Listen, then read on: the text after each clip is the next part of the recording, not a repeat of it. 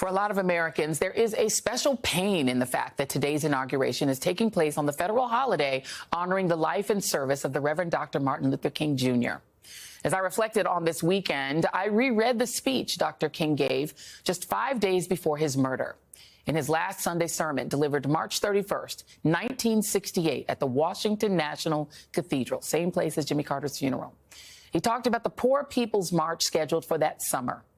Dr. King's speech, titled Remaining Awake Through a Great Revolution, is very prescient today.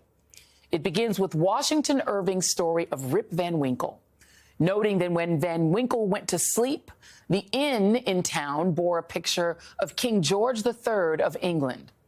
When Van Winkle awoke, the picture was of George Washington. Rip Van Winkle didn't just sleep 20 years, he slept through a revolution. Dr. King added, though through our scientific and technological genius, we have made of this world a neighborhood, and yet we have not had the ethical commitment to make of it a brotherhood. But somehow and in some way, we have got to do this. We must all learn to live together as brothers, or we will all perish together as fools. Joining me now is Dr. King's son, Martin Luther King III, Reverend Amos Brown, pastor of the Third Baptist Church of San Francisco and president of the San Francisco NAACP, and Reverend Al Sharpton, president of the National Action Network and host of Politics Nation on MSNBC. Martin Luther King III, I go to you first to ask how it felt for you as his son to see his day coincide with the nomination of Donald Trump.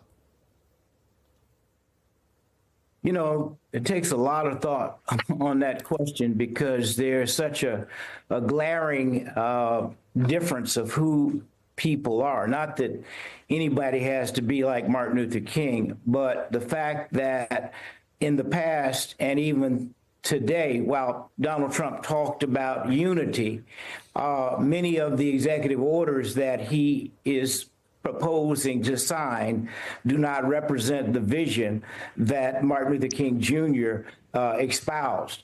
And so I guess it is what it is. But the question is, what do we do in the progressive community?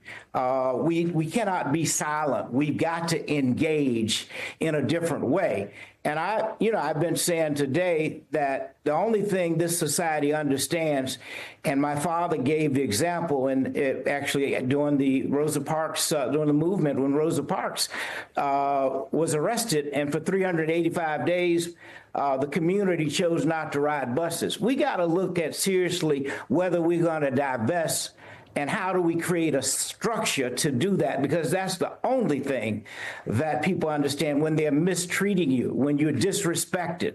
Dad wanted all people to be respected with dignity, and that is just not happening.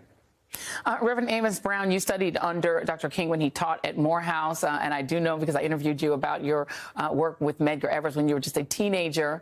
I ask you the same question, your feelings on the juxtaposition between these two men, the great Reverend Dr. Martin Luther King Jr. and the current occupant of the White House. It presents our president as being the lower angels, and Dr. King being the higher angel.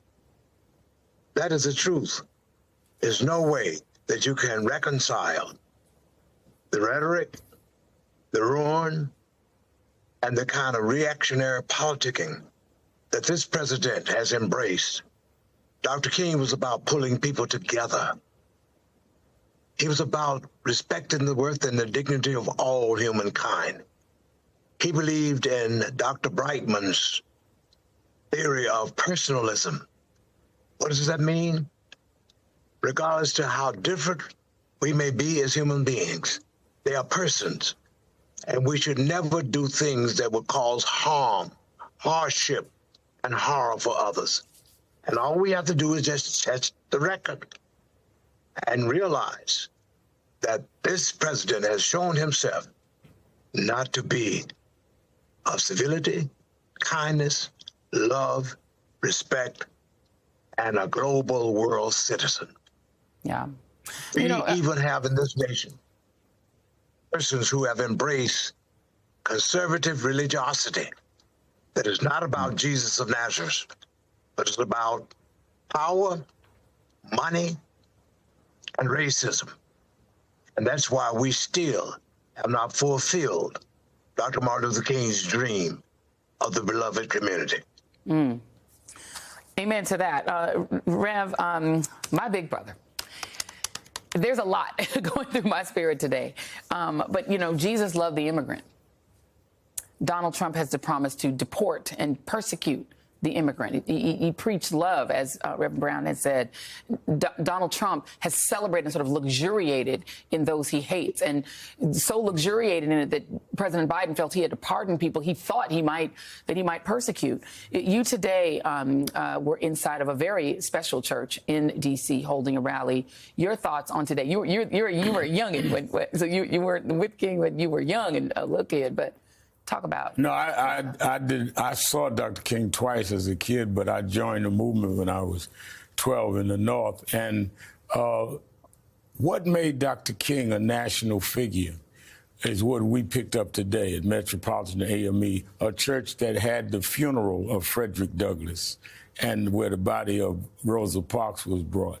Dr. King called an economic boycott, as Martin III just talked about, and hit him in the pocketbook. And what we said today is that these companies that are now saying they're going to back up off of diversity and equity and inclusion should therefore not have a diverse consumer base. You don't want diversity? Then we should not buy your products. And we're going to name which company. We're going to take 90 days, work with other groups, and come up with 2 or 3 companies that we're going to make the example of Dr. King.